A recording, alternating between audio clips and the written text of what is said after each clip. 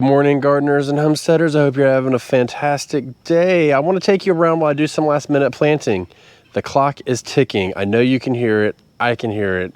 And I want to make sure that I get as much planted as possible. And it looks like we have a window and we have some new space. So let's use it to the best of our ability.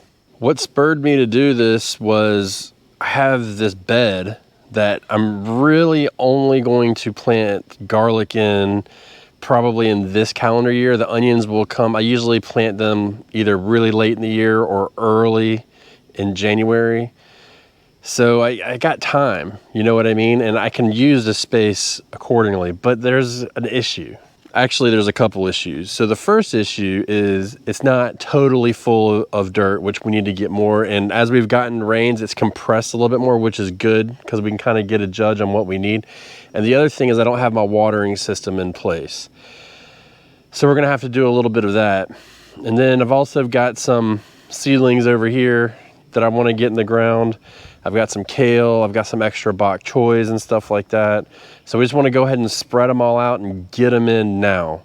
But we're gonna talk about this bed and kind of how I'm gonna, I don't wanna say cheat the system, but basically I'm cheating my own system essentially. Parts for the watering system are coming in this weekend, or tomorrow actually. So hopefully the next video that comes out will be me putting in this watering system. And I could wait, but we're running out of time really fast and it looks like the weather is gonna be very forgiving and we're gonna get a warm spell coming up. So I wanna kind of take advantage of that. I think we should have roughly, it looks like we've got 2 weeks of some pretty decent temperatures coming in. So I'm gonna take pretty good advantage of that. And what I'm gonna do, because I'm gonna put my garlic in this back row and I need to have my drip lines in place before I get my garlic in, because otherwise it's just a real headache. So we're gonna we'll work on that, but at the same time I need to get this bed filled up and then top this bed off. But what I'm gonna do is I'm gonna go ahead and just rake the soil up here and kind of build the front to the height that I want. And I may, or I probably am going to even go as far ahead as saying that I'm going to go ahead and dig my trench for my line that would go in here and just kind of leave it open and then plant around it. And that way I can already have stuff laying in. But I also, it's so, I mean, I have so much space that I think you can see it in the shot. I mean, I've probably got, now that I've moved everything over here, 4 inches or so of space for the soil to go in, that I may be able just to lay my drip line on top. But we want to try and plant as much as possible, and I want to go ahead and use this bed. All right, so you can see we've got some trenches dug here. Now it's going to be tight. I'm going to go ahead and tell you it's going to be real tight, because the plan is I'm going to plant radishes in the front, and then I've got some leftover bok choys I'm going to put on the second row. Radishes, I mean, they're nothing super crazy or special. I've got a bunch of seeds and I just don't really want them sitting around. I don't want to waste them. These are actually getting kind of old. So we're just going to go ahead and just put them all down as much as possible in that row and just get them gone so we can move on and maybe find something new. Not crazy about radishes, but at the same time, it is a food source, because you can see our growth rate over here, which I'm pretty happy with this. This is like 2 weeks old at this point in this pot, and I wasn't gonna do much more than this. And my plan was originally just to kind of sow and re-sow as needed, but I know we're running out of time. And I mean, let's be honest, that's one meal. You know what I mean? And even though it's not our favorite, and we do enjoy them, but just not enough to have a constant influx of radishes coming in, it's still, as we get into the winter time, it's a bit of diversity that goes on our plate. So we don't have to, you know, we'll eat these Brussels sprouts hopefully 2-3 times a week. Maybe we'll eat radishes once a week or something, I don't know. But it's just a little bit of diversity that we can add to our plate to help us feel like we're eating something different sometimes, you know what I mean? So it's sometimes it's just about the way it makes you feel. Now I'm going to use, and I do have to change it out, but I'm going to use this Veramoose cedar right here.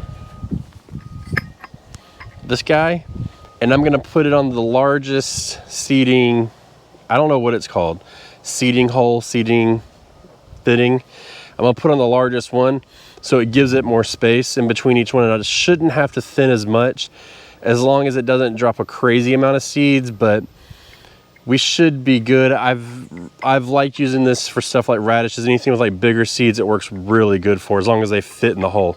So let me change that out and then we'll get that planted.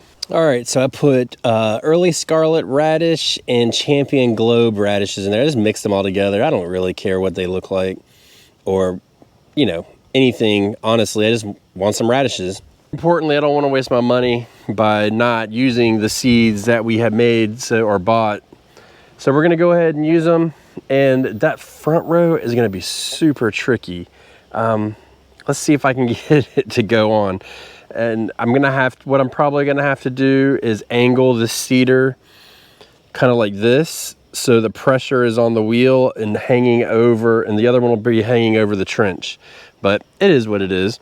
Why not have a little bit of a challenge? If you guys haven't looked into one of these seeders yet, I highly recommend that you do. It is great. I just got to get it so it turns because I don't have a lot of pressure. The soil is actually really fluffy. Try it this way. Oh yeah, here we go.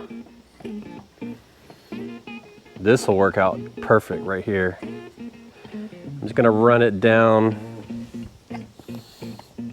the wood here and get it to drop the seeds that way. And I actually get to see the spacing too because they're not really getting dug in. It doesn't want to turn as hard because it's designed for the soil, but that's okay. I wonder if they'll get all of this in to the ground. Oh yeah, the spacing is actually really good. I'll show you guys in a second.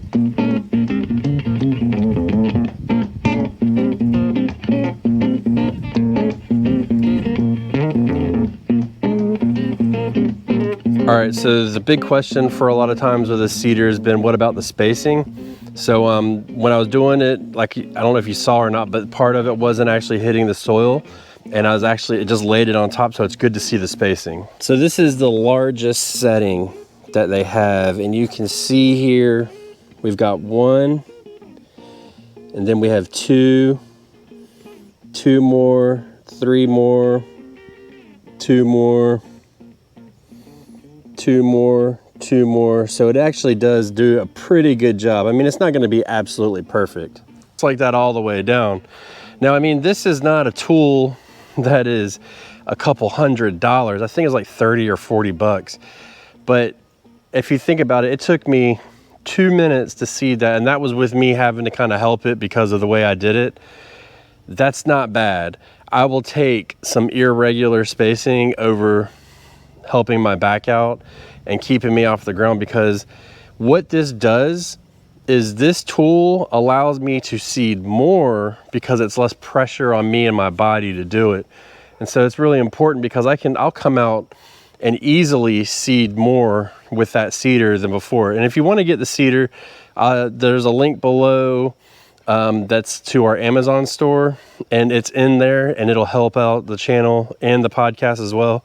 But this really does make a big difference. Now the thing is, I still have a lot of seed left, so I'm gonna walk around and see if there's anywhere else where I can plug a couple more radishes in. I see a spot, but if you guys are using any kind of device to help with your seeders, to help seeding, let us know in the comments below what you use, or if there's something that you want to do. Now the bad thing about this one is it doesn't do like corn and stuff. You have to get a separate one for it. But if I'm planting a lot of corn, I may actually end up doing that. I'm not sure just yet. But I'm gonna come over here to the wild garden. It looks like I've got space. It's time for the bok choy. So I got plenty of seedlings of these. And typically what I would do is I would plant in this furrow here, which is where the drip line is, so the plant's sitting on top of it. But this time of year, because it's so cool, the water doesn't evaporate as fast. So it's not that big a deal.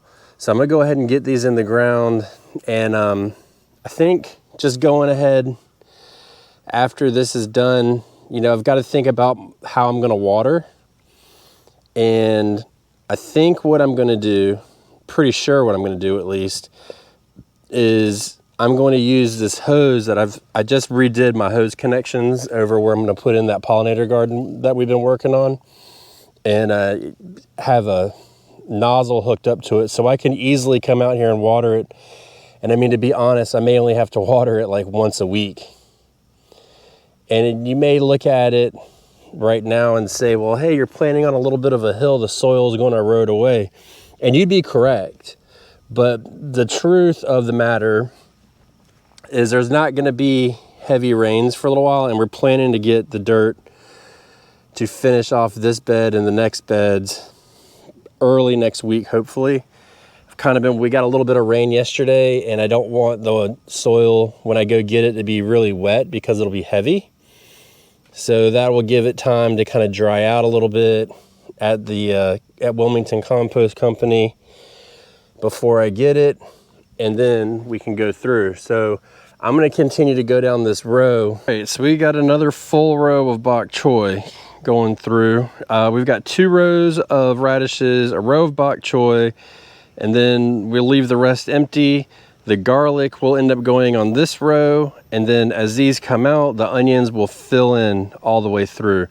And since we have this set up like this, what I may end up doing is planting a row of onions a little bit early, and then doing it again and again as these things get ready to harvest. Why not give it a try and see what can happen? I mean, what's the worst that can happen, right? Total crop failure? Oh well. I've got that t-shirt. I don't wear it with pride, but I got it. It happens. And I still have probably twice as many bok choy seedlings. I kind of went overboard. And as this bed over here gets filled, we fill this bed next week, we will plant everything else in this bed, hands down.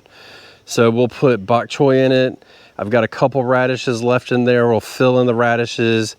And then I've also got some kale plants. We're gonna go ahead and put those in here because I didn't expect to have this bed ready at all.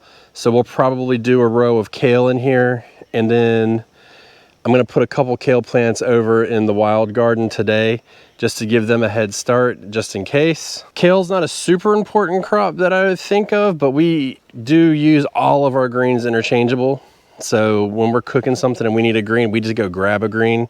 And then I use them for smoothies and stuff. So they actually are pretty important, and they're so hardy that it's almost a guaranteed way for us to get a harvest in the winter time here, depending on how the El Nino pattern works out. Goodbye.